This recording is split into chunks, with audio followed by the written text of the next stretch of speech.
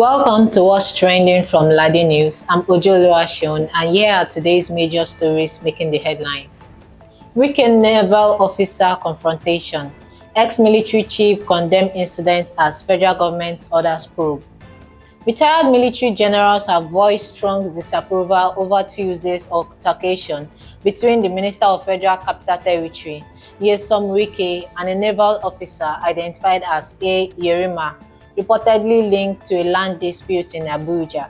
Speaking with the Punch on Wednesday, the ex-officers warned that such confrontations erode discipline, the military chain of command, and mutual institutional respect.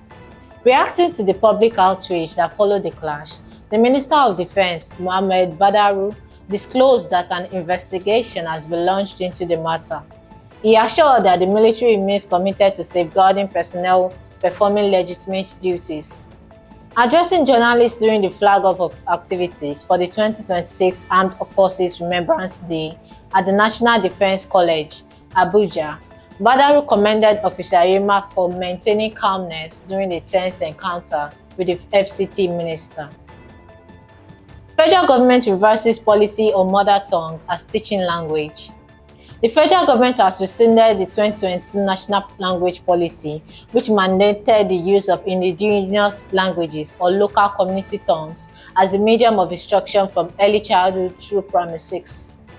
Minister of Education, Dr. Tunji Alausa, made this known on Wednesday in Abuja during the opening session of the 2025 Language in Education International Conference organized by the British Council. According to Alausa, English will henceforth serve as the language of instruction from the primary to tertiary education levels nationwide. He explained that findings from the ministry's research revealed that the mother tongue policy had negatively impacted pupils' performance in public examinations, as many advanced through school without mastering essential literacy and numerication skills. This evidence-based assessment shows that the previous approach severely weakened this education system, the minister said. Adamawa ADC chairman quits Fintiri's administration. The chairman of the African Democratic Congress (ADC) in Adamawa State, Shehu Kambile, has resigned from his role as Special Assistant to Governor Ahmadu Fintiri. Kambile, who announced his resignation in a statement on Wednesday in Yola, described the decision as strategic, saying it will enable him to refocus his efforts on strengthening the ADC as the state's foremost opposition party. He noted that his appointment had come through the Inter-Party Advisory Council (IPAC), a framework designed to promote political inclusion and national unity. Israeli minister and ceasefire negotiator resigns. Israel's Minister of Strategic Affairs, Ron Dermer, who spearheaded the country's negotiations for a Gaza ceasefire, has stepped down from his cabinet position following the return of hostages held in the enclave. Dermer, a close ally of Prime Minister Benjamin Netanyahu, led months of high-stakes talks culminating in the October 10 truce and subsequent hostage exchange deal. In his resignation letter posted on X, formerly Twitter, on Tuesday night, Dermer reflected on Israel's defining moment, stating, "This government will be remembered for both the October 7 attacks and ensuing two-year war." ICPC secures conviction of National Assembly staff over 4.8 million job scam.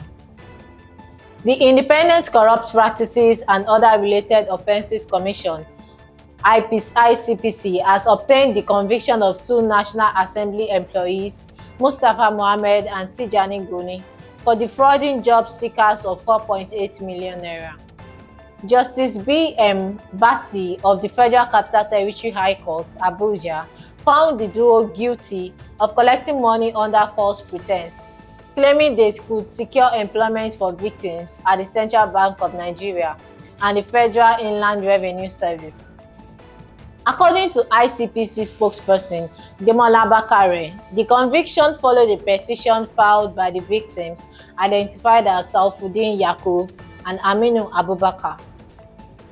Lagos hairstylist killed by armed robbers. A hairstylist identified as Sebastian Timothy has been shot dead by suspected robbers in the satellite town area of Lagos State. Punch Metro gathered that the attack took place on Sunday night along Olasanoye Street, shortly after the victim returned home from work. A police source who spoke anonymously confirmed that the assailants invaded Timothy's apartment, depossessed him of valuables, transferred funds from his bank account, and shot him in the head before fleeing. The source added that the case was reported to the police the following morning. APC's Jose Ibokwe defends Wike, slams naval officers' conduct. All Progressives Congress (APC) stalwart Joe Ibokwe has reacted to the viral confrontation between the FCT Minister Nyesom Wike and a naval officer in Abuja, describing the officer's behavior as unacceptable and a symbol of disorder. In a post shared on his social media page on Tuesday, Ibokwe argued that Wike acted within his official capacity during the incident at the disputed Gadawu land site, while warning that the episode highlighted deep-seated corruption and entitlement issues surrounding land allocation in the capital. He wrote, "What that young officer did today carries several disturbing meanings. What shocks me even more is the public reaction. It reflects a deeper rot. Who sent him on a reckless mission? And what emboldened him?" That's all for today on What's Trending from LadeyNews. Thank you for watching, and until next time, stay informed and stay safe.